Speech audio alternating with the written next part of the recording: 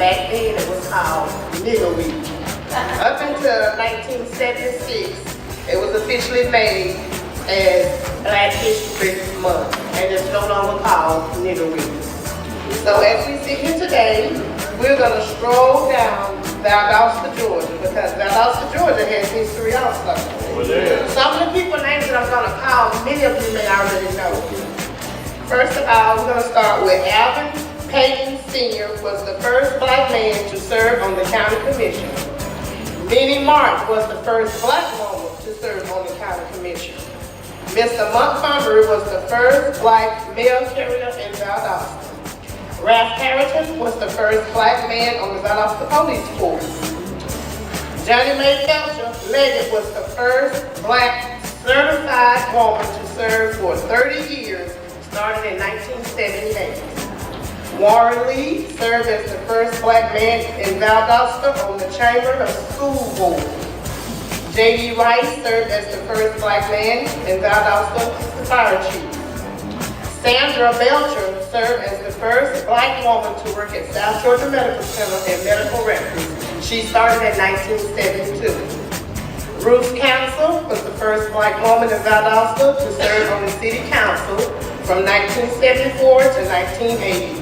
For over 50 years, Ruth Council and her husband Ralph have lived in the same neighborhood where a street will soon bear her name. From that home, she has become a vital part of the Valdosta community. And we came here in 1964, and my personal feeling, and Ralph has the same feeling, both of us from Valdosta, was that we ought to stay in our community. And if we're going to make any community improvements, we need to make it in this community. I used to say to students all the time, be proud of where you live, make it nice and neat and all of that. But now what's going to happen to their little feelings when I move out into what you would say a better area that was better? The students come by and say, Miss Cassie, you still living over here? And they feel proud that I'm here. Council has accomplished so much in her life. Everyone who is familiar with Valdosta and familiar with Old Lake Park Road, we all have passed by her mansion. We used to call it a mansion back in the days. We would pass by her big house with that big RC right up there on the front of her house. I'm sorry that I don't have a clear picture of her house from the front. But we used to pass by this house every day, going to the Fifth End Lounge, going to the south side of Valdosta, and we used to pass by this place every day. Most of the people in Valdosta, they had to go to the south side of town to get any entertainment, to have any kind of cultural relaxment or any kind of cultural fun. So this is Ruth Counselor for anyone who didn't recognize this great woman of Valdosta, Georgia. And becoming one of the first women appointed as principal of an integrated high school, to becoming the first African American and the second female to serve as a Valdosta City Council member. First of all, I'm blessed to have people who say, yes, you deserve this. I want to see you have this kind of honor. And then I'm very proud of the fact that the city okayed that request. And hopefully my great-great-grandchildren will get an opportunity to see that. And the students that I taught. So I feel very honored. Council is very grateful for all the help and support she has received over the years. I don't know how these things have happened to me, but I do know who caused them to happen. And I say it was my mother and my grandmother. It was my family and my church family. It was my community and my friends, my college, and my university, co-workers.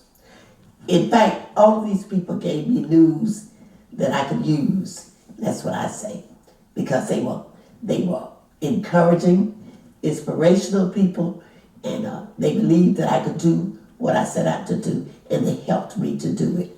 I shall be eternally grateful to many of them. Crowder Street, which runs between Bethune Street and Bunch Drive, will be named Ruth K. Council Drive in a ceremony on August 1st at 10 a.m. Do you know it was named for Ralph Bunch, an outstanding black person, Ralph Bunch.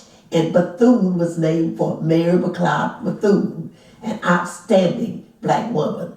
And my street will connect those two. These are great people who made great contributions during the time when it was difficult to do that. And to be named right in between them, connecting those two is an honor to me. At 81, I can look back and say, thank God for all that I have accomplished. Sonny Vickers was the first black mayor of Valdosta. Councilman Sonny Vickers, serving on Valdosta City Council for more than 22 years. He was the city's first black mayor. ABC 27's Candace Blake speaks with his colleagues to find out what he meant to them. Thursday, Councilman Vickers passed away, leaving his family, community, and colleagues with immense gratitude and large shoes to fill. I'm going to miss him a lot. Born in 1942, Councilman Vickers, a Valdosta native, passed away Thursday. He served as a councilman since 1985 and was even Azalea City's first black mayor. Having grown up in District 3, he passionately led this area during his time as councilman. Well, he's an icon. Some on council refer to him as the Godfather. The Councilman Vickers is known citywide, his reputation for being an excellent servant to the people. Councilman Vickers was passionate about his community and cared about making a difference. To all you big city guys who never had the opportunity to really just be up and close with y'all councilmen, we down in Lowndes County, Valdosta, Georgia, we was very, very close with this man, Sonny Vickers. Matter of fact, his brother, Roddy Vickers, used to live right next door to us when we lived in this community called Hightower. His brother used to date this lady named Cookie, who stayed right there next door to us. It's on the west side of Valdosta. Sonny used to come over, and he used to actually play sandlot football in the backyard. Sonny used to come out there and throw the football, catch the football. He was a councilman at the time.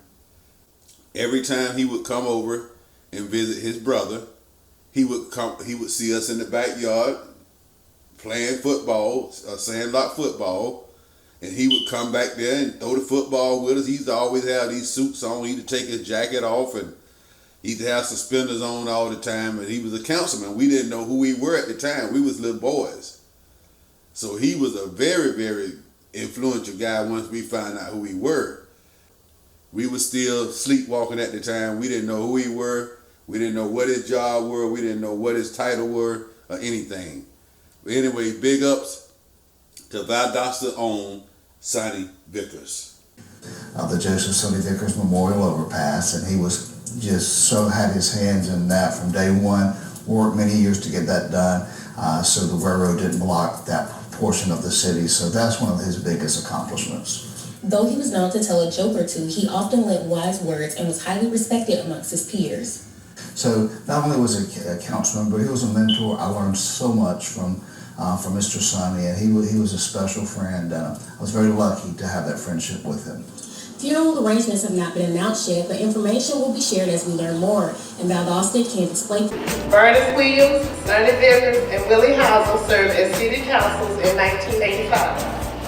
Sam Allen is the first to serve as South Georgia Medical Center Chairman, Hospital Authority Board.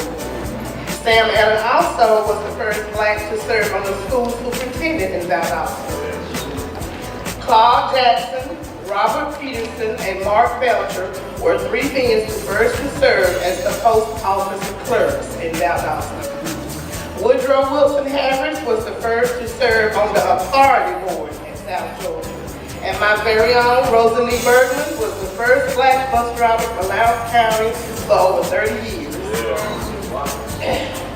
The first African American man and woman to attend VSU was Robert Pierce and Betty Thomas, 1963.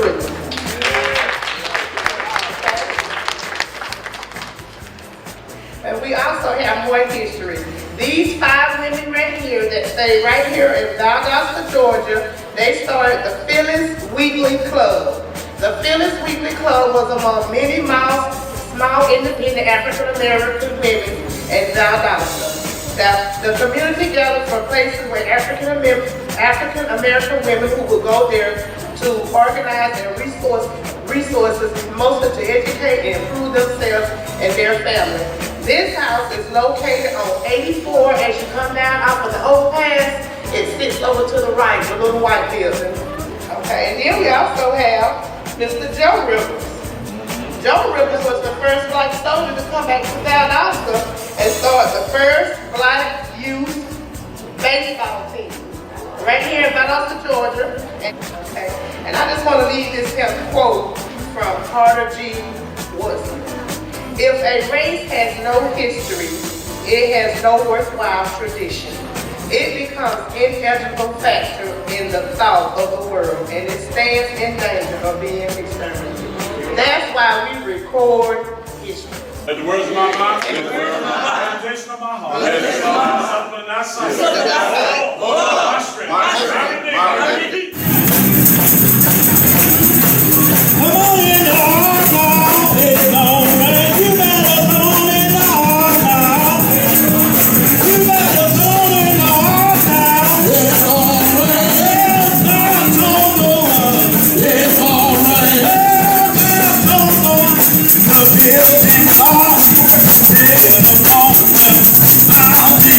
He said,